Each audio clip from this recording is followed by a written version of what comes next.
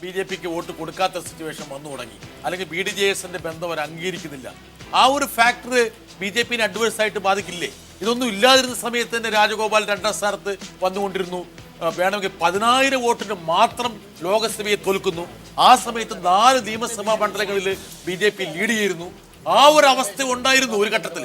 അന്ന് വെള്ളാപ്പള്ളിയില്ല, കൊടവില്ല, ഒന്നും ഉണ്ടായിരുന്നില്ല. അതിനുശേഷം ഇപ്പോൾ ആ ഒരു അവസ്ഥ പോലും ഇല്ലാത്തൊരവസ്ഥ ആണ് എന്ന് ഈ സർവേയിലും എല്ലാവരും പറയുമ്പോൾ BDJS ഒരു ബാധ്യതയായിട്ട്, ഒരു വേതാളമായിട്ട് BJPയുടെ മുകളിൽ വന്ന് പതിച്ചിരിക്കുകയാണോ? അല്ല, അതിന് ഉത്തരം പറയേണ്ടത് ഞങ്ങളുടെ പാർട്ടിക്ക് ഒരു ഓർഗനൈസർ സെറ്റപ്പ് ഒക്കെ ഉണ്ട്. അതിന് പറയാനുള്ള അധികാരപ്പെട്ട ആളുകളുണ്ട്. അവരോട് ചോദിച്ചാൽ എന്നോട് പറഞ്ഞ് ആവശ്യമില്ലാത്ത കുളത്തിൽ എന്നെ കൊണ്ടുവരണ്ട. അല്ല, ഒരു സെക്കൻഡ്. അപ്പൊ അതിനർത്ഥം അതായത് താങ്കൾക്ക് പറയാനുണ്ട്, പക്ഷേ ഔദ്യോഗികമായിട്ട് ചിലർ പറഞ്ഞോട്ടെ. അജിത് കുമാർ പറഞ്ഞതിന്റെ കൂട്ട് അങ്ങനെ ആവാ, ഇങ്ങനെ ആവാ. അപ്പൊ വ്യക്തമായി, മനസ്സ് കൃത്യമായാലും ബിന്ദു കൃഷ്ണക്ക് മനസ്സിലായോ? ഒരു സെക്കൻഡ്. ഇനി തുളസിയെണ്ണം പറഞ്ഞ ഒന്ന് പരിഭാഷപ്പെടുത്തിയ ബിന്ദു ഒന്ന് പറ, ഒന്ന് പരിഭാഷപ്പെടുത്ത. അദ്ദേഹം പറഞ്ഞ് പരിഭാഷപ്പെടുത്തി അദ്ദേഹത്തെയും കുളത്തിലാക്കണ്ട, എന്നെയും കുളത്തിലാക്കണ്ട. ഞാൻ ഇന്നലെ ഈഴവാസിന് തിരുവനന്തപുരത്ത് താരതമ്യേന നല്ല പ്രാതിനിധ്യമുള്ള ഒരു മണ്ഡലത്തിലൂടെ സഞ്ചരിച്ചിരുന്നു ഇലക്ഷന്റെ ഭാഗത്ത്. നമ്മൾ സ്കൂട്ടർ എടുത്താൽ കണ്ടത് നമ്മളൊരു സഞ്ചാരം ഉണ്ടല്ലോ. അപ്പോൾ നേരത്തെ ഈ പറഞ്ഞ പോലെ നായർ വോട്ടുകളിൽ, നല്ല ട്രഡീഷണൽ നായർ വോട്ടുകളിൽ ഈ ഒരു ആന്റി ഈഴവ ഫീലിങ്ങിന്റെ പുറത്ത് LDF സ്ഥാനാർത്ഥിക്ക് വീണത് എനിക്കറിയാം. രണ്ടാമത്തെ കാര്യം, തിരുവനന്തപുരത്ത് നായന്മാരുടെ ചേട്ടൻ ഇവർ രണ്ടുപേരും സമ്മതിക്കില്ല. ഒരു കാര്യമുണ്ട്, തിരുവനന്തപുരത്ത് നായന്മാരാണ് ഏറ്റവും കൂടുതൽ കഷ്ടപ്പെട്ട് ഇവിടെ BJPനെ വളർത്തി. കണ്ണൂരിലുള്ള ആളുകൾ കഷ്ടപ്പെട്ടിട്ടുണ്ട്. പക്ഷേ തിരുവനന്തപുരത്തെ നായന്മാർ, ഇപ്പൊ പത്മകുമാർ, അതുപോലെ തന്നെ VV രാജേഷ്, ഇവർക്ക് ആർക്കും തന്നെ ജയിക്കാൻ സാധ്യതയുള്ള 4 സീറ്റുകൾ. ഏത്? ഈ തിരുവനന്തപുരം സെൻട്രൽ, നേമം, കായക്കൂട്ടം, പിന്നെ കുമ്മനം മത്സരിച്ച വട്ടിയൂർക്കാവ്. ഈ 4 സീറ്റ് ഇവർ ആരെയും പരിഗണിച്ചിട്ടില്ല. അവസാനം രാജേഷിന് പിന്നെ സമാശ്വാസ സമ്മാനം നേടി നെടുമങ്ങാട് കൊടുത്തു. ഇതിൻ്റെയൊക്കെ ഒരു റെസൻമെന്റ് സംഘത്തിന്റെ അടിയുറച്ച പുറത്തായിരിക്കില്ല. കാരണം അവർ അതിനുവേണ്ടി ജീവിതം ഹോമിച്ചവരാണ്. എന്നാൽ അനുഭാവികളായ ആളുകളുടെ നായന്മാരുടെ ഇടയിലുണ്ട്. ഇതൊരു ഫാക്ടറാണ്. പക്ഷേ നേരത്തെ ശ്രീ അജിത് കുമാർ ക്രിസ്ത്യൻ സമൂഹത്തിന്റെ കാര്യം പറഞ്ഞില്ല. എലൈറ്റ് ക്രിസ്ത്യൻസ് കുറച്ച് LDFന് തിരുവനന്തപുരം നഗരത്തിൽ, BJPക്ക് തിരുവനന്തപുരം നഗരത്തിൽ ഒക്കെ വോട്ട് ചെയ്യാൻ സാധ്യതയുണ്ടെന്ന് പറഞ്ഞതുപോലെ ഈ നായന്മാരുടെ കാര്യത്തിലും തിരുവനന്തപുരം നഗരത്തിൽ ഒരു എലൈറ്റ് ചിന്തയുള്ള ആളുകളുണ്ട്. അവർ ഈ പറഞ്ഞ പോലെ BJP ഇനി BDJSോട് ചേർന്നാൽ പോലും അവർക്ക് വോട്ട് ചെയ്യുന്ന ഒരു തിരുവനന്തപുരം നഗരത്തിൽ ഒരു BJDS ആയതുകൊണ്ട് തിരുവനന്തപുരം നഗരത്തിലെ ഇപ്പോൾ കഴക്കൂട്ട കോവളമല്ല ഞാൻ പറയുന്നത്, തിരുവനന്തപുരം നഗരത്തിലെ നായർ വോട്ടുകൾ BJPക്ക് ലഭിച്ചിട്ടുണ്ട്. അതൊരിക്കലും BJDSുമായിട്ടുള്ള BDJSുമായിട്ടുള്ള സഖ്യം ഉണ്ടായതുകൊണ്ട് BJPക്ക് നഷ്ടപ്പെട്ടു. ഈ ഒരു പ്രോബ്ലം ഉണ്ടായത് അവഗണിച്ചു എന്നുള്ള പറഞ്ഞില്ല. ബിന്ദു, ഇത് BJPയെ കുറിച്ചുള്ള ചർച്ചയാണ്. കുമാർ നോക്കുന്നുണ്ട്, ശ്രദ്ധിക്കണം. ഓക്കെ, പറ. അപ്പൊ അദ്ദേഹത്തെ നോക്കി തന്നെ പറയാം. അദ്ദേഹം ജയിക്കുമെന്ന് പറഞ്ഞ 5 സീറ്റുകൾ ഞങ്ങളുടെ സിറ്റിംഗ് സീറ്റാണ്. ഇത് 5 ഒരു കാരണവശാലും വിട്ടുകൊടുക്കത്തില്ല എന്നുള്ള വളരെ കൃത്യമായത്. മാത്രമല്ല ഈ സർവേയില്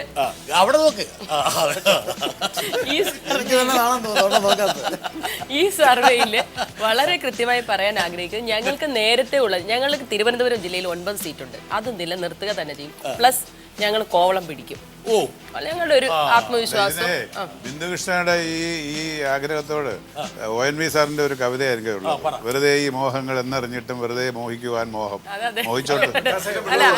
അല്ല, മാത്രമല്ല ഒരു കാര്യം കൂടെ സൂചിപ്പിക്കട്ടെ. കൊല്ലം ജില്ല ഞങ്ങൾക്ക് കഴിഞ്ഞ പ്രാവശ്യം 2 സീറ്റ്, UDFന്റെ 2 സീറ്റേ കിട്ടിയുള്ളൂ. കോൺഗ്രസ് ബിഗ് 0 ആയിരുന്നു.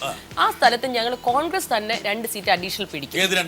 ഞങ്ങൾ പ്രതീക്ഷിക്കുന്ന സീറ്റുകൾ, ഞങ്ങളുടെ വർക്ക് വെച്ച് പ്രതീക്ഷിക്കുന്ന സീറ്റുകൾ കരുനാഗപ്പള്ളി CR മഹേഷ്, കുണ്ടറയിൽ ശ്രീ രാജ്മോഹൻ. അല്ല, ഉള്ളതുകൊണ്ട് LDF ജഗദീഷ് വെച്ച് ഞങ്ങൾ പിടിച്ചോളാം.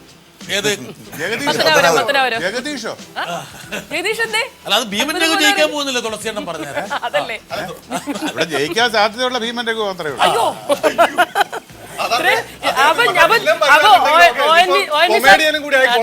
ONV സാറിന്റെ കവിത തിരിച്ചുവല്ല, വെറുതെ ഈ മോഹങ്ങൾ. ഗണേഷ് കുമാറിന്റെ മുകളിൽ ഒരു പ്രതീക്ഷയുമില്ല. ഗണേഷ് കുമാർ ഒന്ന് നല്ല MLA ആണ്, 2 അയാൾ കറപ്റ്റ് അല്ല. അതുകൊണ്ട് ഗണേഷ് കുമാർ മാത്രമല്ല ഈ UDF ഗവൺമെന്റ് ഗണേഷ് കുമാറിനോട് UDF സർക്കാർ കാണിച്ചെന്ത് വൃത്തികേടാ. അയാളെ കൊണ്ട് മാത്രം രാജിവെപ്പിക്കുകയും ബാക്കിയുള്ളവരെ അതിനേക്കാൾ ആരോപണ വിധേയരൊക്കെ LDF 2 നിയമസഭാ സമ്മേളനം, ഒരു നിയമസഭാ സമ്മേളനം മുഴുവൻ കലക്കിയത് ആർക്ക് വേണ്ടിയാ? ഗണേഷ് കുമാർ രാജിവെക്കുക. പിന്നെ മറ്റൊരു നിയമസഭാ സമ്മേളനം മുഴുവൻ തകർത്ത ബാലകൃഷ്ണ അദ്ദേഹത്തെ എന്നിട്ട് പക്ഷെ അവര് ഉമ്മൻചാണ്ടി LDF ന് രാജിവെക്കുന്ന ജനം സമ്പത്ത് മനസ്സിലാവില്ല, രാജിവെച്ചില്ലല്ലോ. ജനം കാണുകയല്ലേ. അല്ല അല്ല VS-നെ ശ്രീ ഗണേഷ് കുമാർ പറഞ്ഞത് ഞങ്ങൾ പറയാൻ ബിന്ദു ബുദ്ധിമുട്ടാ, ഗണേഷ് കുമാറിനെ കുറിച്ച് പക്ഷെ അത് ആരും- തന്നെ നിങ്ങൾ തിരിച്ച് കൊണ്ടുവരണം. ഗണേഷ് കുമാറിനേക്കാൾ ആ ഗതികേട് ഞാൻ നിന്റെ പേരോ ആരോപണം LDF ന് ചെയ്തവരുണ്ട്. ചോദിക്കേണ്ടി വരും. ഞാൻ ഒറ്റ മിനിറ്റ് കൊണ്ട് പറയാം. അപ്പൊ ഇതിന് മറുപടി പറയണമെന്ന് പിന്നെ എൻ്റെ ചങ്ങാതി വിചാരിച്ചോളായിരുന്നു, സുഹൃത്ത് ബിന്ദുകൃഷ്ണ വിചാരിച്ചോളായിരുന്നു. ഈ നാഷണൽ ഹെറാൾഡ് കേസുമായി ബന്ധപ്പെട്ട് ഇന്ത്യൻ പാർലമെന്റിന് ഒന്നും ചെയ്യാനില്ല. ഒരു അമ്മയും മകനും നാഷണൽ ഹെറാൾഡ് കേസിൽ പ്രതിയായ ഒരു പാർലമെന്റ് സമ്മേളനം മുഴുവൻ അലമ്പാക്കിയ അല്ല, കൂട്ടർ അങ്ങനെ വന്നിട്ട് പാർലമെന്റ് ഇത് സമ്മേളനം ഞങ്ങൾ ഒന്ന് അനുവദിക്കാം. പറഞ്ഞോട്ടെ, ഞങ്ങൾ ഞാനൊന്ന് വിളിച്ചത് പറഞ്ഞോട്ടെ, ഇത് ചെയ്തത് എന്നെ ഒന്ന് LDF. മുഴുമിപ്പിക്കാൻ അനുവദിക്കും. അല്ല, BJP അപ്പൊ അതുകൊണ്ട് പറയുമ്പോൾ വിഷമം വരും. നിയമസഭാ സമ്മേളനം, പാർലമെന്ററി സമ്മേളനം എന്നൊക്കെ പറയുമ്പോൾ ഇതെല്ലാം കൃത്യമായി അച്ചിട്ടതുപോലെ ഒരു അങ്ങനെ ആ ഒരു സ്പീക്കർ അല്ലെങ്കിൽ ചെയറിലിരിക്കുന്ന ആൾ നിയന്ത്രിക്കുന്നത് പോലെ അല്ല. അതൊരു പാർട്ടി കമ്മിറ്റി ഒന്നും അല്ല. എക്സ്ട്രാ പാർലമെന്ററി ആയിട്ടുള്ള പല കാര്യങ്ങളും അവിടെ എല്ലാം കടന്നു വരാം. ചിലപ്പോൾ അത് ചെയ്ത് JPC അന്വേഷണത്തിലേക്ക് പോലും പോയത് പാർലമെന്റ് ഒരുപാട് സ്തംഭിച്ചതിന് ശേഷമാണ്. ഓർമ്മയുണ്ടല്ലോ. രണ്ടാമതൊരു കാര്യം, നേരത്തെ ഇവിടെ പറഞ്ഞപ്പോഴത്തേക്ക് തുളസി അണ്ണനോട് ഒരു ചോദ്യം ചോദിച്ചു. തിരുവനന്തപുരത്തിനെ സംബന്ധിച്ചുള്ള കാര്യം, ഞാൻ സീറ്റിന്റെ കാര്യത്തിലല്ല, ജനങ്ങൾ വിധിയെഴുതി അത്തരം കാര്യത്തിൽ എല്ലാവർക്കും അവർക്ക് നമ്മൾ എന്ത് പറഞ്ഞാലും അല്ലല്ല, അതിനൊരു കാര്യവുമില്ല. അപ്പോൾ ഞാൻ അതുകൊണ്ട് ഞാൻ 7 മണ്ഡലങ്ങളെ പ്രതിനിധാനം ചെയ്യുന്ന ഒരു MP എന്നുള്ള നിലയിൽ എനിക്കും എൻ്റെതായ അത് മാത്രമല്ല, സമ്പത്ത് അജിത്തിനേക്കാൾ വളരെ റീസണബിളായിരുന്നു. സമ്പത്ത് പറഞ്ഞത് ഈ ഗ്രാഫിൽ കാണുന്നതിനേക്കാൾ ഒരു സീറ്റ് മാത്രമേ അദ്ദേഹം കൂടുതൽ കാണുന്നുള്ളൂ. അപ്പം CS-ന് സർവേയോട് ഏറെക്കുറെ ഒരുമിച്ച് നിന്നുകൊണ്ടാണ്. അല്ല, ഞാൻ പറഞ്ഞ നിങ്ങളാ പറഞ്ഞതിൽ നിന്ന് 3-4 സീറ്റുകളുടെ വർധനം ഉണ്ടാവുമെന്ന് ഞാൻ പറഞ്ഞ അതിനകത്തൊരു മാക്സിമം പറഞ്ഞുവല്ലോ. നിലവിലുള്ള സീറ്റുണ്ടല്ലോ, നിലവിലുള്ള LDF-ന്റെ സീറ്റ് എത്ര? 25. അതെ, ആ 25 സീറ്റ് എന്നുള്ളതിൽ നിന്ന് ഇപ്പോൾ ഉള്ളതിൽ നിന്ന് ഒരു 3-4 സീറ്റ് വരെ അധികം വരും എന്നുള്ളതാണ് ഞാൻ പറഞ്ഞത്. അത് തന്നെയാണ് സർവേയിലും അതെ, കാണുന്നത്. അതാണ് ഞാൻ പറഞ്ഞത്. അത് തിരുവനന്തപുരം ജില്ലയിൽ നിന്ന് ആയിരിക്കും ആ നേട്ടം വ്യക്തമായി. ഉണ്ടാവുന്നത്. ഞാൻ ഇവിടെ എന്താന്ന് പറഞ്ഞാൽ, നേരത്തെ നമ്മളിപ്പോൾ ഈ ഒരു ചർച്ചയിൽ അങ്ങനെ ഒരു കമ്മ്യൂണിറ്റി വൈസ് ആളുകൾ വോട്ട് ചെയ്യുന്ന അങ്ങനെ ഒരു നിലയിൽ അതെ, പക്ഷേ ജാതി കുറേ മാത്രം ആളുകളെ അത് കാര്യമില്ല. ബാധിക്കും. പക്ഷെ തിരുവനന്തപുരത്തിന്റെ ഒരു കാര്യം വളരെ പണ്ട് തൊട്ടേ ONV കുറുപ്പിനെ പറ്റി പറഞ്ഞതുകൊണ്ടാണ്, കുറുപ്പ് സാറിനെ പറ്റി പറഞ്ഞതുകൊണ്ട്, തിരുവനന്തപുരത്ത് വളരെ പണ്ട് തൊട്ടേ തന്നെ RSS ഉണ്ട്. ആ RSS വളരെ പണ്ട് കാലത്ത് അത് കോൺഗ്രസിനെയാണ് സഹായിച്ചിരുന്നത്. ഒരു കാലത്ത് PSP ഉണ്ടായിരുന്ന സമയത്ത് RSS പട്ടംതാനമുള്ള സാറിൻ്റെ അദ്ദേഹത്തിൻ്റെ പ്രവർത്തകരായി നടന്നിരുന്നത് RSS-ന്റെ പ്രവർത്തകരാണ്. തിരുവനന്തപുരം നഗരത്തിലും ജില്ലയിലെ പ്രധാനപ്പെട്ട കുടുംബങ്ങൾ, അത് കുറേയൊക്കെ സാമ്പത്തിക ശേഷിയുള്ള കുടുംബങ്ങളിൽ നിന്നാണ്. ഇത് കഴിഞ്ഞതിന് ശേഷം NDP ഉണ്ടായി. NDPയും SRPയും ആയപ്പോൾ തിരുവനന്തപുരത്ത് NDPക്ക് വേണ്ടിയുള്ള റൂട്ട് മാർച്ച് നടത്തിയത് RSS-കാരാണ്. എൻ്റെ വീടിൻ്റെ തൊട്ടടുത്ത് തൈക്കാട് മൈതാനത്താണ് അതിൻ്റേതായിട്ടുള്ള വാളണ്ടിയർമാർ മുഴുവൻ വന്നത്. ഇത് കഴിഞ്ഞ് കരുണാകരൻ്റെ കോൺഗ്രസ് 2ആയി പിളർന്നപ്പോൾ കരുണാകരൻ്റെ കൂടെ ഈ RSS വിഭാഗം പോയി. അന്നൊന്നും ഇദ്ദേഹം RSS അല്ല, അദ്ദേഹം MS കുമാർ എന്ന RSS അല്ല. അടിയന്തരാവസ്ഥ കാലം കഴിഞ്ഞതിന് ശേഷമാണ് അദ്ദേഹം അതിലേക്ക് പോവുകയും പിന്നീട് BJPയിലേക്ക് വരികയും ചെയ്തു. ഇവിടെ തിരുവനന്തപുരത്തെ സംബന്ധിച്ച് പറഞ്ഞാൽ, തിരുവനന്തപുരത്ത് പെട്ടെന്ന് BJPയുടെ ഒരു വളർച്ച അങ്ങനെ ഉണ്ടായതാണ് എന്നുള്ള ധാരണയൊന്നും വേണ്ട.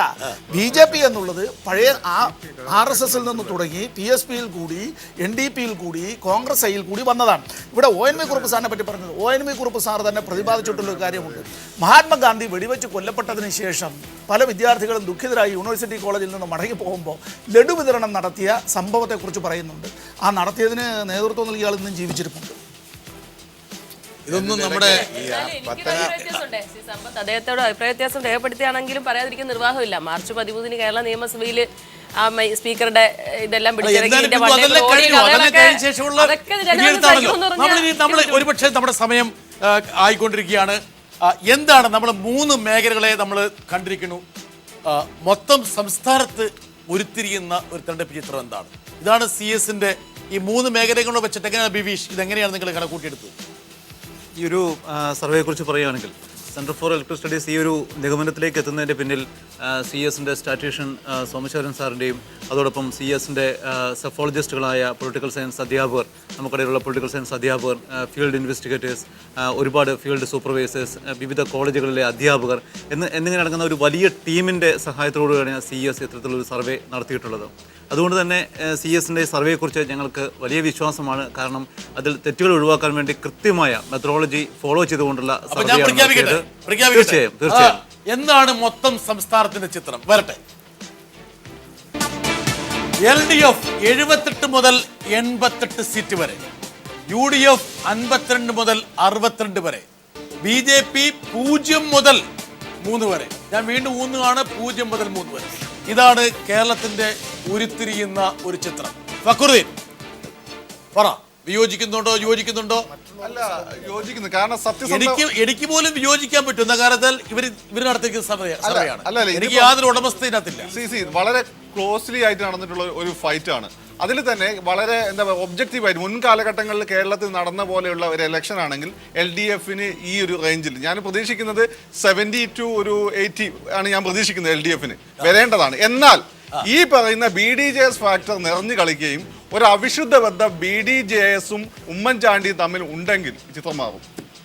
അപ്പൊ ഇതിലും താഴെ പോകാൻ ഇത് നേരെ തിരിച്ചു വരും. 80 വരെ UDF പോകാൻ സാധ്യത. അങ്ങനെ വന്നാൽ അങ്ങനെ ഒരു ബന്ധം ഉണ്ടെങ്കിൽ അത് ശക്തമായ ഞാൻ ആ സാധ്യത പൂർണ്ണമായും തള്ളിക്കളയുന്നില്ല. ഇതാണ് ഞങ്ങളല്ല CS കണ്ടിരിക്കുന്ന ചിത്രം. അതായത് 78 മുതൽ 88 വ്യക്തമായ ഒരു ഭൂരിപക്ഷം, ഒരു അംബിഗ്വിറ്റി ഒന്നുമില്ല. ഒന്നും കൂടി കാണിക്കൂ പ്ലീസ്. വേണമെങ്കിൽ ഇത് പെർസെന്റേജ് വെച്ച് നമുക്ക് നോക്കാം എങ്ങനെയാണ് ഇതിന്റെ പെർസെന്റേജ്. റിയലിസ്റ്റിക് ആണ്, ഇതാണ് കറക്റ്റ്. അതായത് 78 മുതൽ 88 സീറ്റിന്റെ പെർസെന്റേജ് 42.9, അപ്രോക്സിമേറ്റ്ലി 43%. UDF 52 മുതൽ 62 വരെ ശതമാനം 40.4, അതായത് കേവലം 2.5% വ്യത്യാസം മാത്രമാണ് ഉള്ളത്. BJP 14.4%. MS കുമാർ, മറ്റുള്ള എല്ലാ സർവേകളും താങ്കൾക്ക് 10 പേര് തന്നപ്പോൾ ഇവിടെ 14.4, മറ്റുള്ളവർ 2.3. മുരുകൻ, ഈ സർവേയുടെ ഇത് റീസണബിളായിട്ട് തോന്നുന്നുണ്ട്. കാരണം ഈ 42-40 എന്നുള്ള അത് വളരെ, കാരണം വലിയൊരു വ്യത്യാസം പെർസെൻറ്റേജിൽ ഒരിക്കലും വരാറില്ല. അങ്ങനെ വരണമെങ്കിൽ തന്നെ വലിയൊരു ലാൻഡ് സ്ലൈഡ് ആയിട്ടുള്ള ഒരു ഇത് വരണം, വേവ് വരണം.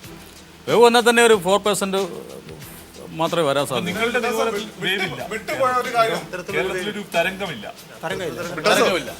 വിട്ടുപോയ ഒരു കാര്യം, ആ PC ജോർജിൽ ഞാൻ ചെറിയൊരു പ്രതീക്ഷ കാണുന്നുണ്ട്. അല്ല, അത് നമ്മൾ എന്ത് ചെയ്യാൻ പറ്റും? എന്റെ പൊന്നു ഫക്രുദ്ദീനെ എനിക്കൊന്നും ചെയ്യാൻ പറ്റില്ല. എനിക്ക് ഒരുപാട് പേരുടെ പേര് ഉൾപ്പെടുത്തണമെന്ന് എനിക്ക് ആഗ്രഹം ഉണ്ടായിരുന്നു. ഞാൻ അതില്ലേ അല്ലേ അതില്ലേ അല്ല എനിക്ക് ചൂണ്ടിക്കാണിക്കാൻ പറ്റിയ ഒരു കാര്യം പറഞ്ഞതാണ്. ഞാൻ മണ്ഡലത്തിൽ പോയിരുന്നു, നല്ല മനസ്സിലായിരുന്നു. ഹിന്ദു കൃഷ്ണ, ഇതാണ് നമ്മൾ ഒരുപക്ഷെ താങ്കളുടെ മുഖത്തിന് ഒരു ചിരി വന്നത്. കാരണം വെച്ചാൽ ആക്സിസ് സർവേ പോലെ അങ്ങനെ അങ്ങ് പോയില്ലല്ലോ, ഇതിലൊരു ഗ്രിപ്പ് ഉണ്ടല്ലോ എന്ന്, അല്ലേ?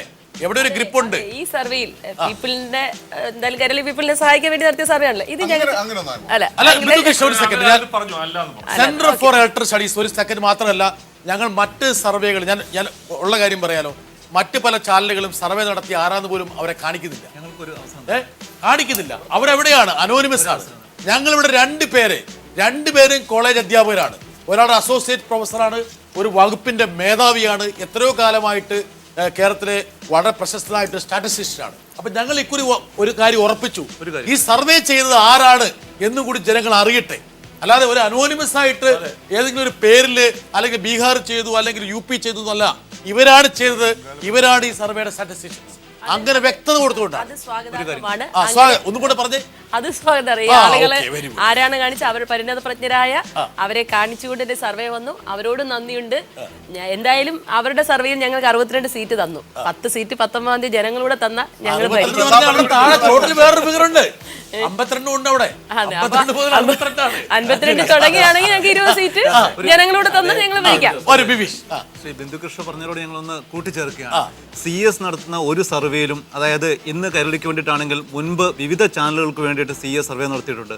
ഒരു ചാനലുകൾ പോലും CS-ന്റെ റിസൾട്ടിൽ ഇടപെടുന്ന ഒരു അവസ്ഥ ഉണ്ടായിക്കഴിഞ്ഞാൽ CS അതുമായി മുൻപോട്ട് പോകാൻ ഒരിക്കലും താല്പര്യപ്പെടാറില്ല. അത്തരത്തിലുള്ള ഒരു ഏജൻസിയുമായി CS ഈ ഒരു ഫിഗർ താങ്കളിപ്പം നേരത്തെ മറ്റേ തെക്കൻ തിരുവിതാംകൂറിൽ കുറച്ചും കൂടി സീറ്റുകളാകാമെന്ന് പറഞ്ഞെങ്കിൽ പോലും ഒരു മൊത്തം കാലത്തിന് ടാലി ഈ രീതിയിൽ വരുമെന്ന് താങ്കൾ പ്രതീക്ഷിക്കുന്നുണ്ടോ? തീർച്ചയായിട്ടും ഇത് വളരെ കൺസർവേറ്റീവാണ്.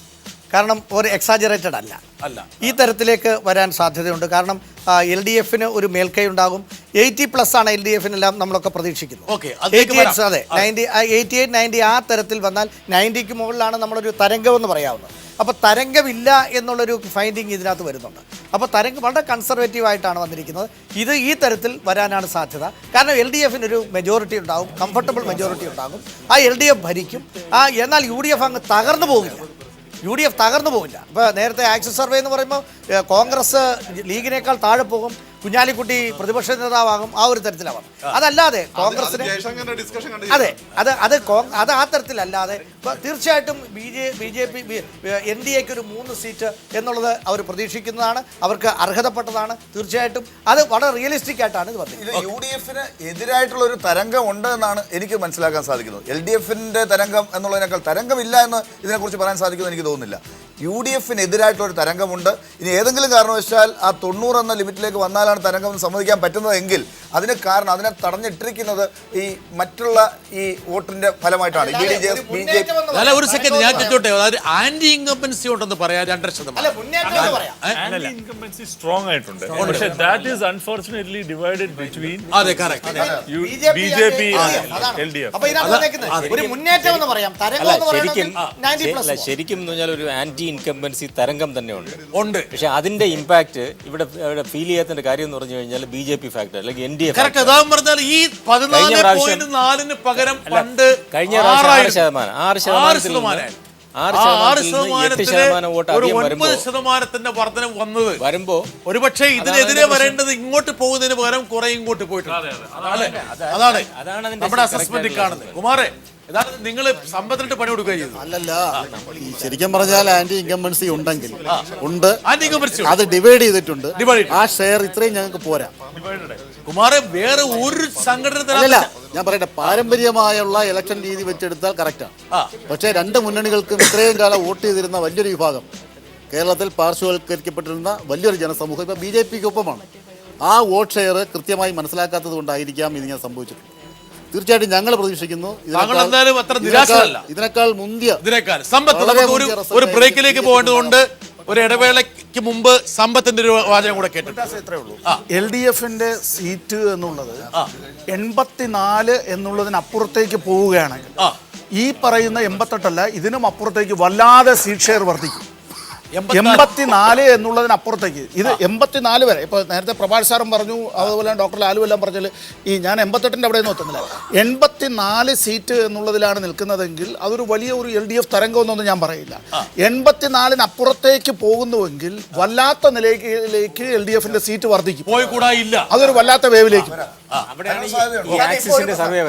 ഒരു സിനിമ കേരളത്തിൽ അങ്ങോളം ഇങ്ങോളം ഓടുമ്പോൾ ഉണ്ണികൃഷ്ണ എറണാകുളത്ത് ഭയങ്കരമായിട്ട് ഓടി, കാസർഗോഡ് ഭയങ്കര ഓടിയില്ല, അല്ലെങ്കിൽ ഒരു ഭാഗത്തല്ല ഓടി. നല്ല സിനിമയാണ്, എല്ലായിടത്തും ഒരേപോലെ ഓടും. അതുപോലെ BJP-യുടെയും NDA-യുടെ മൊത്തം ഈ സ്ട്രെങ്ത് എടുത്തവർ പ്രയോഗിച്ചതും മോഡി ഫാക്ടറും അവരുടെ ഇൻവോൾവ്മെന്റും ഒക്കെ എന്ത് ഇമ്പാക്റ്റ് ആണ് ഉണ്ടാക്കിയെന്ന് നമ്മുടെ കയ്യിലൊരു സ്റ്റാറ്റിക്സ് ഇല്ല. അല്ല, എന്തായാലും 6 എന്നുള്ളത് 15 അതിനേക്കാൾ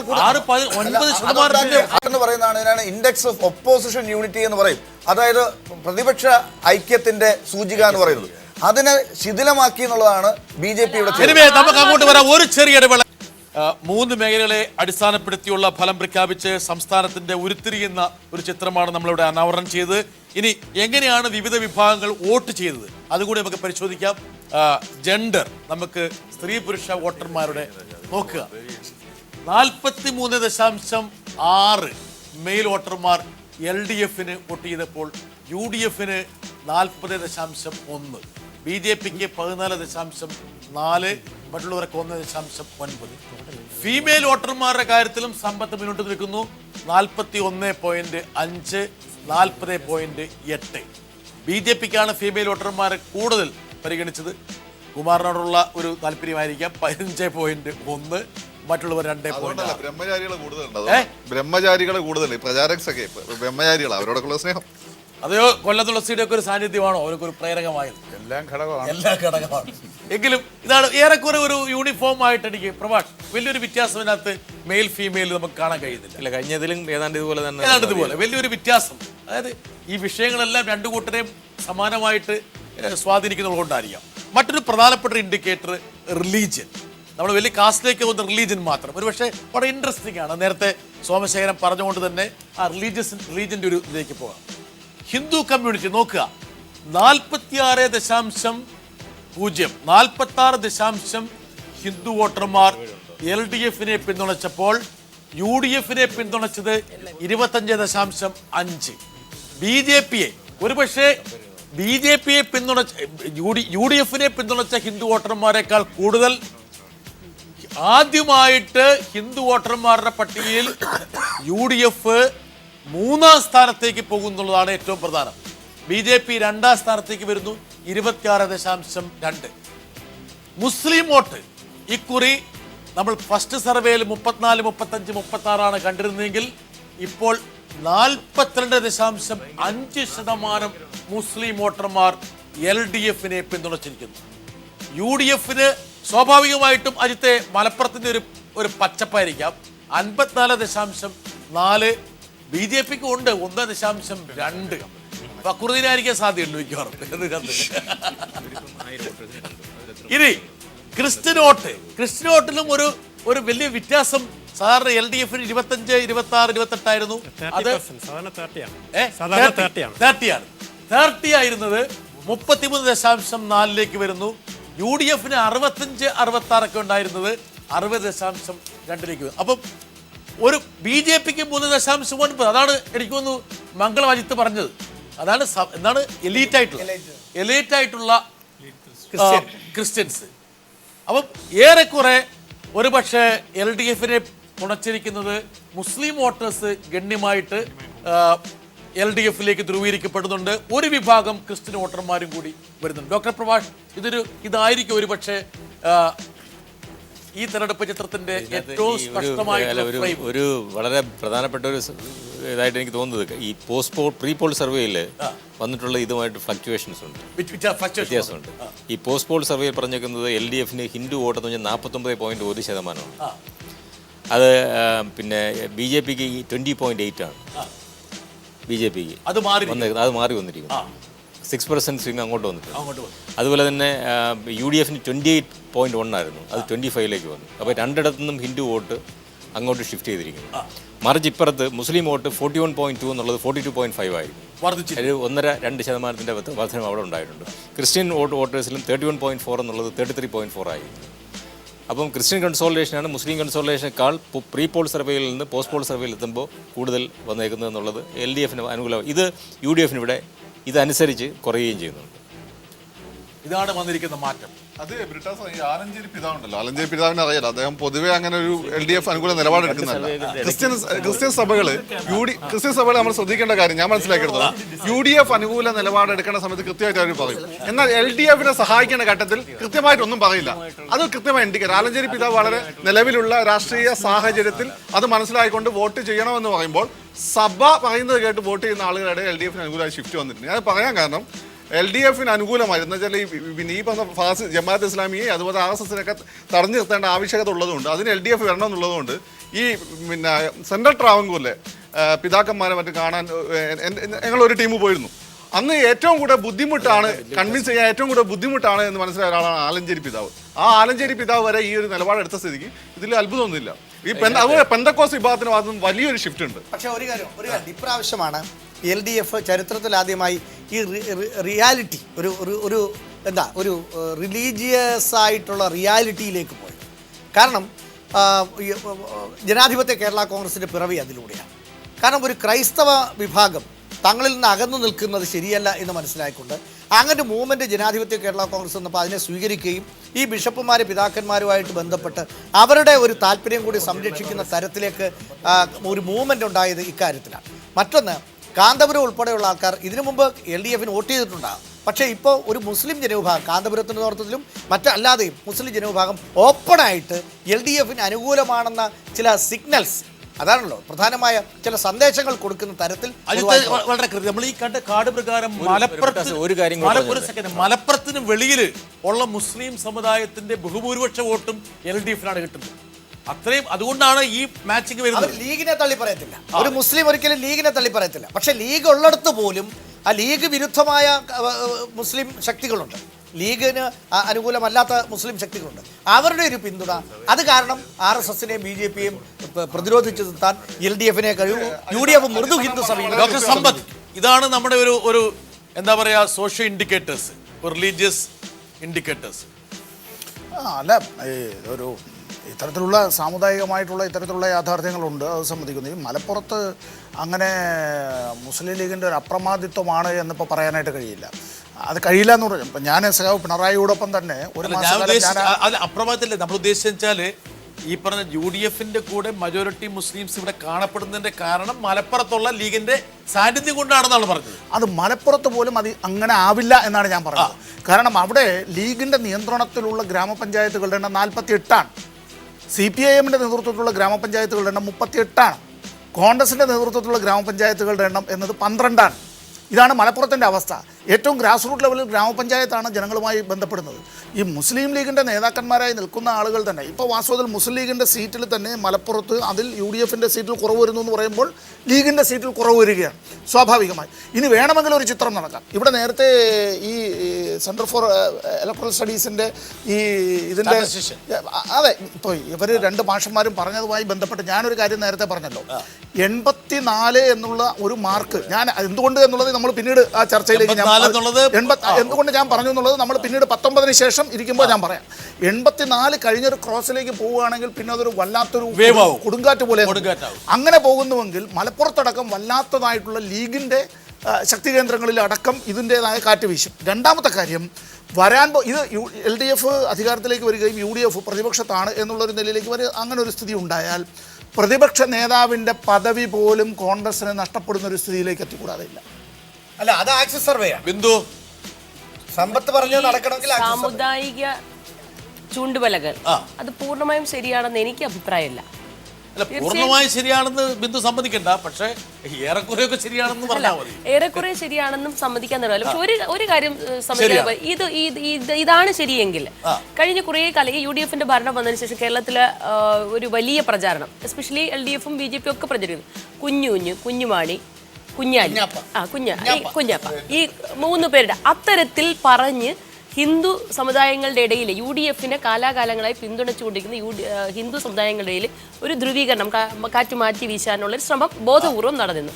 തിരിച്ച് മുസ്ലിം ക്രിസ്ത്യൻ സമുദായങ്ങളോട് പറഞ്ഞിരുന്നത് അവർക്കുണ്ടാകുന്ന പ്രശ്നങ്ങൾ. എൻ്റെ വീടിൻ്റെ തൊട്ടടുത്ത് തന്നെ ഇറങ്ങിയ സ്ഥലത്ത് LDF സ്ക്വാഡ് പറയുക, പള്ളികൾ ആക്രമിക്കപ്പെട്ടാൽ BJPക്ക് സീറ്റ് കിട്ടിയാൽ പള്ളികൾ കേരളത്തിൽ ആക്രമിക്കപ്പെട്ടാൽ കോൺഗ്രസ് സഹായിക്കത്തില്ല, അവിടെ സഹായിക്കാൻ ഞങ്ങളേ ഉള്ളൂ.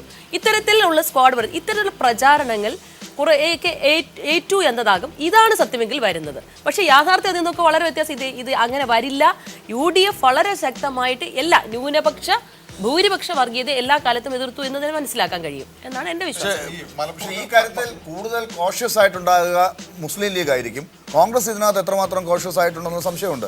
ഈ മുസ്ലിം ലീഗ് മലപ്പുറത്ത് അതിൽ കോഷ്യസ് ആയതിൻ്റെ ഫലം അവർക്ക് കിട്ടുകയും ചെയ്യുന്നതാണ് സർവേ നിന്ന് മനസ്സിലാകുന്നത്.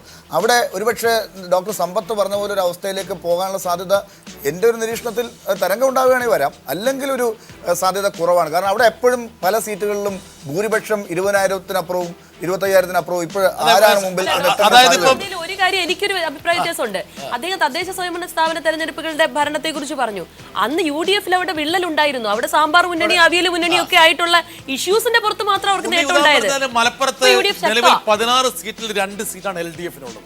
അപ്പോൾ അവിടെ തീവ്രമായ കണ്ടസ്റ്റ് നടക്കുന്ന സീറ്റുകൾ താനൂര്, മങ്കട, പെരിന്തൽമണ്ണ, നിലമ്പൂര്, ഒരു 4-5 സീറ്റുകളാണ്. തിരൂര് ഒരു 5 സീറ്റുകളാണ്. ആ 5 സീറ്റിൽ ഒരു 2-3 സീറ്റ് കിട്ടിയാൽ തന്നെയും ഒരു 5 സീറ്റായിരിക്കും LDF-ന് കിട്ടുന്നതാണ് നിഗമനം. പക്ഷേ ഡോക്ടർ സമ്പത്ത് പറഞ്ഞതുപോലെ ഒരു പ്രത്യേക വേവ് വരുവാണെങ്കിൽ പിന്നെ മലപ്പുറം ഒന്നും അതിന് ഒരു വളരെ ഇറാഷണൽ. ഇപ്പം ഞാൻ അദ്ദേഹത്തോട് വേവ് വരികയാണെങ്കിൽ അത് സംഭവിക്കട്ടെ, അത് നമുക്കൊക്കെ താല്പര്യമുള്ള കാര്യമാണ്. പക്ഷേ ഈ ഏത് തിരക്ക് പിന്നിലും ഒരു റാഷണൽ വേണം നമുക്ക്.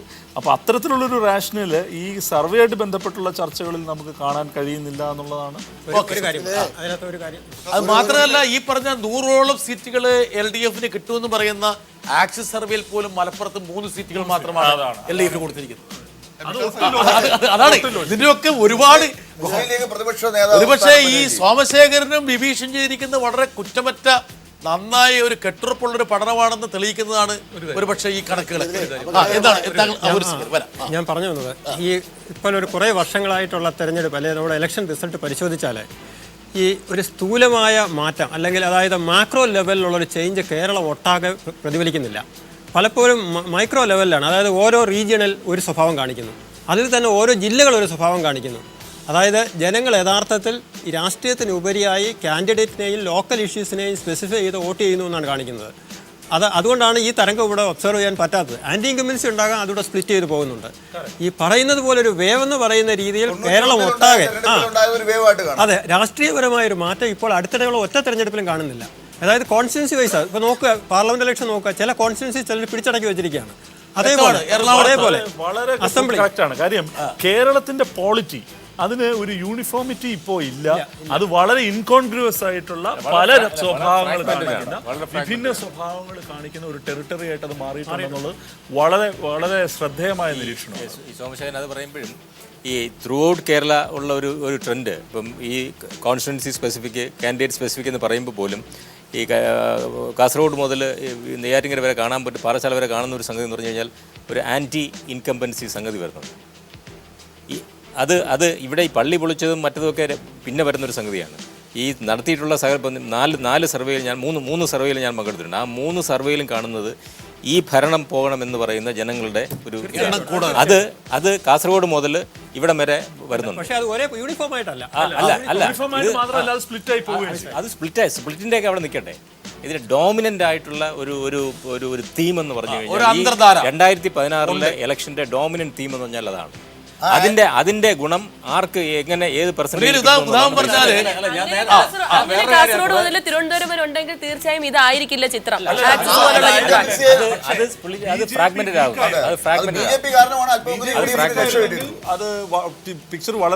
BJP വോട്ട് പിടിക്കുന്നത് അത് UDF സഹായകരമാണെന്നാണ് ഇവർ പറയുന്നത്. അല്ല, അങ്ങനെ UDF സഹായകരമല്ല. ഞങ്ങൾ ഈ നേട്ടങ്ങൾ വെച്ചിട്ടല്ലേ വോട്ട് പിടിക്കുന്നത്. ഞങ്ങളല്ലാതെ BJP നേരത്തെ പറഞ്ഞു. എന്റെ ബലമായ സംശയം ശ്രീ വെള്ളാപ്പള്ളി നടേശനും അദ്ദേഹമായിട്ട് LDF ധാരണ ഉണ്ടാക്കിയിട്ടുണ്ടെന്നാ. വോട്ട് പിടിക്കുകയാണെങ്കിൽ UDF വോട്ട് നേടിയിട്ടില്ല. അതല്ല ഞാൻ കുറെ നേരത്തെ പറയാൻ വിചാരിക്കുന്നത്. ഇപ്പൊ ഇതിന്റെ ഇപ്പം LDF ജയിക്കുകയാണെങ്കിൽ അതിന്റെ നേട്ടം സാമുദായിക ശക്തികൾക്ക് എഴുതി കൊടുക്കുകയാണ് ഇപ്പം ചെയ്യുന്നത് ചർച്ചയിലൂടെ. യഥാർത്ഥത്തിൽ അതല്ല.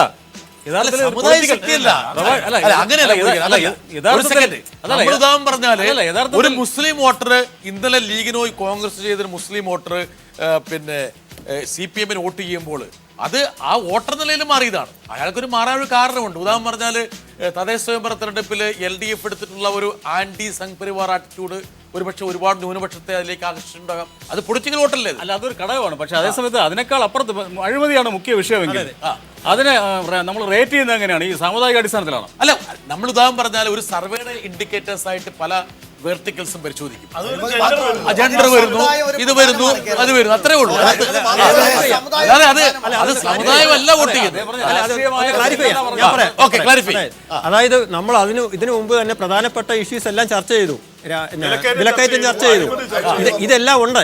നമ്മളിപ്പോൾ വന്നിരിക്കുന്നത് നമ്മളിപ്പം ചെയ്തിരിക്കുന്നത് ഈ ഡേറ്റയിൽ യഥാർത്ഥത്തിൽ സാമുദായികമായിട്ട് എങ്ങനെ കാണുന്നു എന്ന് മാത്രമേ പറഞ്ഞിട്ടുള്ളൂ. അല്ലാതെ ഇതാണ് കാരണമെന്നല്ല പറഞ്ഞത്.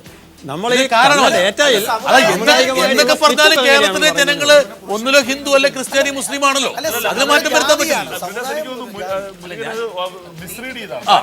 ഇത്രയും ആളുകൾ വോട്ട് ചെയ്യുന്നു, അതിനെ നമ്മൾ സാമുദായിക പരിപ്രേക്ഷ്യത്തിലൂടെ കാണുന്നു എന്നുള്ളതേ ഉള്ളൂ. അതിന്റെ റീസൺ പൊളിറ്റിക്കലായ പ്രശ്നങ്ങൾ കഴിഞ്ഞ ശേഷം ഇപ്പൊ മുസ്ലിമിന്റെയും ക്രിസ്ത്യാനികളുടെയും സിംഗ് എന്ന് പറയുന്നത് ചെറിയ ശതമാനമാണ്. അതും യാഥാർത്ഥ്യമാണ്. കേരളത്തെ സംബന്ധിച്ചിടത്തോളം ഇപ്പൊ 50 കിലോമീറ്ററിനുള്ളിൽ ജാതിയും ഭാഷയും സംസ്കാരവും എല്ലാം വ്യത്യസ്തമാകുന്ന കറക്റ്റാണ്. കാരണം ചില ഡോമിനന്റ് ഫാക്ടർ എന്ന് പറയുന്നത് പൊളിറ്റിക്സ് ആണ്.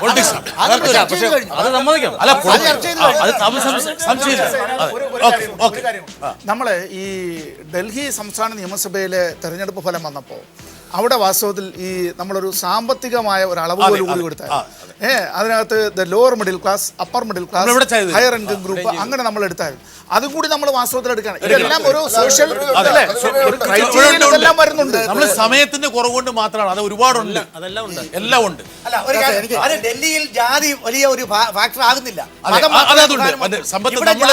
എനിക്കറിയാം, ഞാൻ ഉദ്ദേശിക്കുന്നത് ഞാൻ തന്നെ ആങ്കർ ചെയ്തൊരു പരിപാടിയില് നമ്മൾ ഡൽഹി തെരഞ്ഞെടുപ്പിൽ വോട്ട് ചെയ്തിട്ടുള്ള വിഭാഗം. പക്ഷെ ഡൽഹിയിൽ ഈ പറഞ്ഞ പോലെ ജാതി മതത്തെക്കാൾ കൂടുതൽ ഈ പറഞ്ഞ സാമ്പത്തിക സൂചകങ്ങളായിരുന്നു. പക്ഷെ ഇവിടെ ഇവരെടുത്തിട്ടുണ്ടത് നമ്മുടെ സമയത്തിന്റെ പരിമിതി കൊണ്ടാണ്. ഇവിടെ സാമ്പത്തിക സൂചകങ്ങളെക്കാൾ കൂടുതൽ ജാതിയാണ്. ഇനി നമ്മുടെ കുമാർ പറയും 5 സീറ്റ് 25%. ഓർമ്മപ്പെടുത്താൻ വേണ്ടിയിട്ടാണ്. എനിക്ക് ഓർമ്മയുണ്ട്. ഈ വിഷയത്തെ പറ്റി പറയുമ്പോൾ UDF നമ്മുടെ മതേതരത്വത്തിനും ജനാധിപത്യത്തിനും നൽകിയിട്ടുള്ള വലിയൊരു ദുരന്തം ഈ മതന്യൂനപക്ഷ പ്രീണനമാണ്. അത് UDF അവസാനിക്കുന്നില്ല എന്നതാണ് ഇപ്പം ഈ സർവേകളിൽ നിന്ന് വ്യക്തമാകുന്നത്. ചെറിയ തോതിലാണെങ്കിലും അത് LDF അത് ഏറ്റെടുക്കുകയോ LDF എത്തുകയോ ചെയ്യുകയാണ്. വീണ്ടും കേരളം മറ്റൊരു ദുരന്തത്തിലേക്ക് പോകുമോ എന്നുള്ള ആശങ്ക ഈ LDF മതന്യൂനപക്ഷങ്ങളെ പ്രീണിപ്പിക്കാനോ താലോലിക്കാനോ ശ്രമിക്കുന്നു എന്നുള്ളൊരു മാത്രം മതി എന്നാണ് അങ്ങനെയല്ല, അങ്ങനെ ഞാൻ പറഞ്ഞില്ല. ഞാൻ പറഞ്ഞത് ഏത് indicator- മിതമായ അത് ഏത് ഇൻഡിക്കേറ്ററില്ല? ഒരു സെക്കൻഡ്, എല്ലാവരെയും കുമാർ, തുല്യമായി കാണുന്നിടത്ത് ഇത് സമ്പത്ത് കൊണ്ടുവന്ന ഇൻഡിക്കേറ്റർ അല്ല, ഇത് സെന്റർ ഫോർ ഇലക്ട്രിക് സ്റ്റഡീസ് കൊണ്ടുവന്ന ഇൻഡിക്കേറ്റർ. ഓക്കെ, ബിബീഷ് പറയൂ. ഇതിനകത്ത് ശ്രീ കുമാർ പറഞ്ഞതോടെ ഒരു കാര്യം ഞങ്ങൾ വിയോജിക്കുകയാണ്. കാരണം സർവേയുടെ 3 ഘട്ടങ്ങളിൽ ഞങ്ങൾ കണ്ട ഒരു പ്രധാനപ്പെട്ട കാര്യം, മലപ്പുറം ജില്ലയിൽ പരമ്പരാഗതമായി മുസ്ലിം വിഭാഗങ്ങൾ അല്ലെങ്കിൽ മുസ്ലിം ലീഗ് UDF-നൊപ്പം നിന്നിരുന്ന ഒരവസ്ഥയുണ്ടായിരുന്നു. പക്ഷേ ഇത്തവണത്തെ ഈ 3 ഘട്ട സർവേകളിലും ഞങ്ങൾക്ക് കാണാൻ സാധിച്ചത് മുസ്ലിം ലീഗിനകത്തും വിവിധ മുസ്ലിം സംഘടനകൾക്കകത്തും ഉണ്ടായിട്ടുള്ള അഭിപ്രായ വ്യത്യാസങ്ങൾ അല്ലെങ്കിൽ അനൈക്യം അത് UDF-നെ കാര്യമായി ബാധിക്കുമെന്നുള്ളത് സർവേയിൽ കണ്ട ഒരു കാര്യമാണ്. അതോടൊപ്പം മധ്യ കേരളത്തിൽ ക്രൈസ്തവ വിഭാഗം പരമ്പരാഗതമായി UDF-നൊപ്പം നിന്നിരുന്ന ക്രൈസ്തവ വിഭാഗത്തിലെ വിവിധ ഗ്രൂപ്പുകൾ ഇത്തവണ LDF-നോട് അല്ലെങ്കിൽ ഇടതുപക്ഷത്തോട് ഒരു താല്പര്യം കാണിക്കുന്ന അല്ലെങ്കിൽ ഒരു എതിർപ്പ് പരസ്യമായി കാണിക്കുന്നില്ല എന്നുള്ളത് സർവേയിൽ കണ്ട ഒരു വ്യക്തമായ കാര്യമാണ്. ഈ 2 കാര്യങ്ങൾ സമസ്ത നമുക്കറിയാം വളരെ കാലാകാലമായി ഈ മുസ്ലിം ലീഗിന്റെ കൂടെ നിന്നിട്ടുള്ള സുന്നി വിഭാഗമാണ്. AP ഉസ്താദ് മാത്രമായിരുന്നു LDF-ന്റെ കൂടെ ഉണ്ടായിരുന്നത്. എന്നാൽ ഇപ്പോൾ സമസ്തയിൽ ശക്തമായ എഴുതിരിവുണ്ടാവുകയും അത് പഞ്ചായത്ത് ഇലക്ഷനിൽ ഗുണമാകുകയും ചെയ്തു. ഇപ്പോൾ ഒരു പരിധിവരെ അവർ പാച്ചപ്പ് ചെയ്യാൻ ശ്രമിച്ചിട്ടുണ്ടെങ്കിലും വലിയ പ്രശ്നങ്ങൾ ഇപ്പോൾ ഉണ്ട്. അതിന്റെ കൂടെ തന്നെ മുസ്ലിം കമ്മ്യൂണിറ്റിയുടെ ഈ ജമാഅത്തെ ഇസ്ലാമിക്കാരനും മുജാഹിദാരനൊക്കെ പ്രസ്ഥാനങ്ങളുണ്ടാക്കി രാഷ്ട്രീയ പാർട്ടി ഉണ്ടാക്കിയിട്ടുണ്ട്. ഇവരൊക്കെ ബേസിക്കലി ആന്റി ലീഗുമാണ്. അതിന്റെ കൂടെ SDPIയും കടന്നു കയറുന്നുണ്ട്. നമ്മുടെ സമയം അവസാനിക്കുകയാണ്. നമുക്കൊരു ബ്രേക്കിന്റെ സമയമുണ്ട്. നമ്മള് ബ്രേക്ക് അല്ല, നമ്മൾ കൺക്ലൂഡ് ചെയ്യാണ്. സോമശേഖരൻ, അവസാനത്തെ പാർട്ടിംഗ് ഷോട്ട് പറയൂ, ഒരു വാചകം. അതായത് സാറ് പറഞ്ഞ നമ്മൾ പറഞ്ഞ പൊളിറ്റിക്കലിന്റെ ഒരു പ്രശ്നം പറഞ്ഞല്ലോ, ആ പൊളിറ്റിക്കൽ ഇതുണ്ട്. പക്ഷെ ഒരു കാര്യം ആലോചിക്കുക, നമ്മൾ ഈ 3 സർവേയിലും കണ്ടത് എന്താണെന്ന് വെച്ചാൽ രാഷ്ട്രീയത്തിനോട് അതിനോടൊപ്പം തന്നെ സ്ഥാനാർത്ഥി എന്ന് പറയുന്നത് വളരെ വിലപ്പെട്ട ഒരു സാധനമായിട്ടാണ് അല്ലെങ്കിൽ വലിയൊരു കാര്യമായിട്ടാണ് നമ്മുടെ 78, 88, 52, 62 എന്തെങ്കിലും അഭിപ്രായ വ്യത്യാസം ഭേദഗതി നടത്തണമെങ്കിൽ ഇപ്പൊ നടത്താം. ഇല്ല, ഇത് വളരെ യുക്തിസഹമാണ്. വളരെ യുക്തിസഹമാണ്. അത് ഭേദഗതി ചെയ്യാനുള്ള അവകാശം ജനങ്ങൾക്ക് കിട്ടും. അല്ല, ഞാൻ മൂപ്പരുടെ കണക്ക് അത് റെക്കോർഡ് ചെയ്യാൻ വേണ്ടിയാ. മുരുകൻ ഒരു വാചകം എനിക്ക് പറയാം. അല്ല, ഒരു തരും അങ്ങോട്ട് വരും. ഞാൻ പറഞ്ഞല്ലോ, യുക്തിസഹമായിട്ട് നേരത്തെ പറഞ്ഞല്ലോ. നമുക്ക് ഡോക്ടർ ലാൽ, ഒരു കറണ്ട് നേരത്തെ പറഞ്ഞതുപോലെ വേവ് ഉണ്ടായില്ലെങ്കിൽ, ഡോക്ടർ സമ്പത്ത് പറഞ്ഞാലും ഉണ്ടായില്ലെങ്കിൽ ഏതാണ്ട് ഇതുപോലെ തന്നെ ലാലു ആ കാറ്റ് വീഴ്ചയൊന്നും വീണിട്ടുണ്ട് കേട്ടോ, ആ സമ്പത്തിന്റെ. ഡോക്ടർ പ്രഭാഷ്, താങ്കൾ ഇതിനോട് ഏറെക്കുറെ യോജിക്കുന്നു. തുളസി, എനിക്ക് ഇതിനോട് പൂർണ്ണമായിട്ട് യോജിക്കാൻ കഴിയില്ലെങ്കിലും ഒരു തൂക്ക് സഭ വരുമെന്നും അതിനകത്ത് BJP നിർണായക ഘടകമായി മാറുമെന്ന് ഞാൻ വിചാരിക്കുന്നു. തുളസി, അത് ആഗ്രഹമാണ്, ആഗ്രഹം. ഫക്രുദ്ദീൻ, ഒരു വാചകത്തിന്. ഒറ്റ ഏറെക്കുറെ ഇത് പിന്നെ റിയലിസ്റ്റിക് ആണ്. എന്നാൽ BDJS പിന്നെ ഉമ്മൻചാണ്ടി കൂട്ടുകെട്ട് അത് ഒരു പക്ഷേ ഇതിനൊക്കെ മാറ്റി മറിക്കാൻ സാധ്യതയുണ്ട്. ബിന്ദുവിനെ പ്രകോപിപ്പിക്കാൻ വേണ്ടി പറഞ്ഞാണോ? അല്ല, സീരിയസ്ലി ഞാൻ കാണാതിരിക്കുന്നില്ല. അതർവൈസ് ഈ ചർച്ചയിൽ പങ്കെടുത്തുകൊണ്ടിരിക്കുമ്പോൾ എന്റെ മനസ്സ് പോയത് അരുവിക്കര തെരഞ്ഞെടുപ്പിൽ ഇതുപോലെ തന്നെ സെന്റർ ഫോർ ഇലക്ട്രൽ സ്റ്റഡീസ് നടത്തിയ സർവേ വന്നു. നെക്ക് ടു നെക്ക് ഫൈറ്റ് എന്ന് പറഞ്ഞ് 0.5% ശ്രീ M. വിജയകുമാറിന്റെ മുൻതൂക്കം എന്ന് പറഞ്ഞാൽ 10,000 ഞാൻ കൃത്യമായിട്ട് പറഞ്ഞിട്ടുണ്ട്. സെന്റർ ഫോർ ഇലക്ട്രിക് സ്റ്റഡീസിന്റെ അരുവിക്കര സ്റ്റാറ്റിസ്റ്റിക്സ് പ്രകാരം 4 to 5% ഡിഫറൻസ് ഉണ്ടായിരുന്നു എന്നുള്ളത് വ്യക്തമായിട്ട് ഞാൻ പറഞ്ഞിട്ടുണ്ട്. ഇനി ഞാൻ വീണ്ടും ചോദിക്കുന്നു, ഈ കണക്കിന് താങ്കൾക്ക് സ്വീകാര്യമാണോ? ഇല്ല, ഞങ്ങൾക്ക് ഇതിൽ ആ 62-നോടൊപ്പം ഒരു 10 കൂടെ മിനിമം 62 10 കൂടി നമുക്ക് ചേർത്ത് നോക്കാൻ പറ്റുമോ? പറ്റില്ല. അജിത്, ആരും തരത്തില്ല, ഞാൻ ഒറ്റയ്ക്ക് LDF-ന് 80+. ഡോക്ടർ സമ്പത്ത് 84+. 84+. കഴിഞ്ഞാൽ തരംഗം, അത് കഴിഞ്ഞ തരം. ശ്രീ MS കുമാർ, ഇതൊന്നുമല്ല, ഇതിനേക്കാളൊക്കെ എത്രയോ സീറ്റുകളും വോട്ട് ഷെയറും കിട്ടാറുണ്ട്. ആർക്ക്? BJP.